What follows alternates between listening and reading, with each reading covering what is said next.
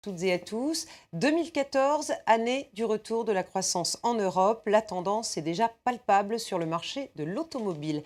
L'an dernier, les ventes ont reculé, mais d'à peine 1,7% contre plus de 8% en 2012. Et surtout, la fin de l'année 2013 montre que les Européens recommencent à acheter des voitures et que Renault est un des constructeurs qui s'en est le mieux sorti. Vous voyez les chiffres s'affichaient donc pour la fin de l'année avec des ventes en hausse, notamment en décembre. Et donc Renault fait partie en tout cas des constructeurs qui s'en sont le mieux sortis sur le vieux continent. De manière générale, 2014 devrait être placé sous le signe de la reprise dans tous les pays industrialisés. Cette semaine, la Banque mondiale n'hésitait pas à parler de tournant et revoyait ses prévisions de croissance à la hausse. Et pourtant, moins d'une semaine avant Davos, le Forum économique mondial sonne l'alerte. Le plus grand danger qui pèsera sur le monde ces 10 prochaines années, c'est l'élargissement du fossé entre les très riches et les autres. Vanessa Abba. Tous le clament haut et fort, 2014 sera l'année de la croissance. Fini la récession, la Banque mondiale a revu ses prévisions à la hausse, la Banque fédérale américaine et le FMI aussi.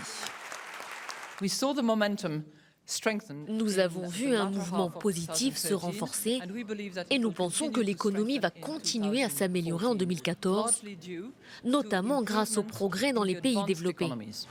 Plus de croissance, mais aussi plus d'inégalités dans le monde. C'est ce que pointe du doigt le Forum économique mondial à une semaine de Davos. Les jeunes seraient les premiers concernés. Ils sont plus de 73 millions dans le monde à être au chômage, soit près de 13% des moins de 25 ans. Des inégalités croissantes aussi au niveau des revenus. L'écart entre les plus riches et les plus pauvres a atteint des sommets ces dernières années, des disparités qui pourraient avoir un impact sur l'économie mondiale à long terme. Ce que nous voulons faire à Davos cette année, c'est appuyer sur le bouton redémarrer. Je m'explique. Le monde est encore bien trop occupé par sa gestion de la crise. Nous devrions considérer notre futur avec une approche beaucoup plus constructive et stratégique. Et le chantier est immense.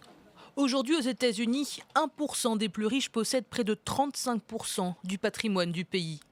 C'est contre ces inégalités que des milliers d'Américains étaient descendus dans les rues sous le slogan « Nous sommes les 99%». En France, le compte n'y est pas. Arnaud Montebourg appelle les patrons à faire plus pour le pacte de responsabilité. Le MEDEF s'est engagé à créer 1 million d'emplois en 5 ans en échange de la suppression des cotisations familiales. 30 milliards d'abaissement de charges. Ça vaut bien 2 millions d'emplois, dit en substance le ministre du redressement productif. Cette baisse des coûts de production annoncée il y a 2 jours par François Hollande séduit le gratin du CAC 40. Exemple, Jean-Paul Agon, PDG de L'Oréal, le patron du numéro 1 mondial des cosmétiques, salue, je cite, « un pas dans la bonne direction et promet, je cite encore, qu'il jouera le jeu ». Les marchés font une pause en Europe après les records d'hier. Paris a perdu ce soir 0,30%. Francfort se replie de 0,17%. Londres a terminé à l'équilibre, moins 0,07%. Et puis à Wall Street, on était à la baisse et on y reste. La séance vient de se terminer. Baisse explicable, on va dire, par des résultats contrastés dans le secteur bancaire. Vous voyez là encore les chiffres. Le Dow Jones a terminé sur un moins 0,39%, Nasdaq stable, plus 0,09% et un S&P 500 qui termine sur une baisse de 0,13% dans le détail. Citigroup a déçu malgré un bénéfice net en hausse de 84% quand même en 2013, mais les investisseurs attendaient plus et de son côté, Goldman Sachs dépasse les attentes mais son bénéfice recule de 21% au 4e trimestre. En bref, comme un parfum de guerre de 100 ans entre Paris et Londres, laquelle des deux capitales a attiré le plus de touristes l'an dernier ? Londres, répond Londres. Plus de 16 millions de personnes ont foulé les pavés de la capitale britannique. Jeux olympiques et Royal Baby obligent. Paris publiera ses chiffres dans 15 jours, mais déjà, le maire sortant conteste la suprématie britannique. Pour l'Espagne, en tout cas, tout le monde est d'accord. Le pays, est devenu le chouchou des touristes étrangers en raison du paysage, notamment des plages d'ailleurs et du soleil. Ils ont été près de 60 millions et demi à faire le voyage, ce qui a permis de compenser la baisse du tourisme intérieur. En Espagne, le secteur touristique pèse autant que l'industrie automobile, soit 10% de la richesse nationale. Et puis retenez bien ce nom, ARC Ratings.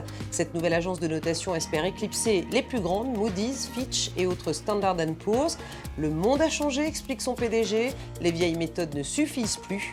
Créé par 5 partenaires, un Indien, un Sud-Africain, un Malaisien, un Brésilien et un Portugais, ARC veut tourner la page de la crise des subprimes, une crise que les grandes agences, justement, n'ont pas vu venir. Et c'est la fin de ce journal de l'économie. Aude Le Christ, la parole est à vous. Merci beaucoup Myriam Mascarello. Karim Yaoui m'a rejoint sur ce plateau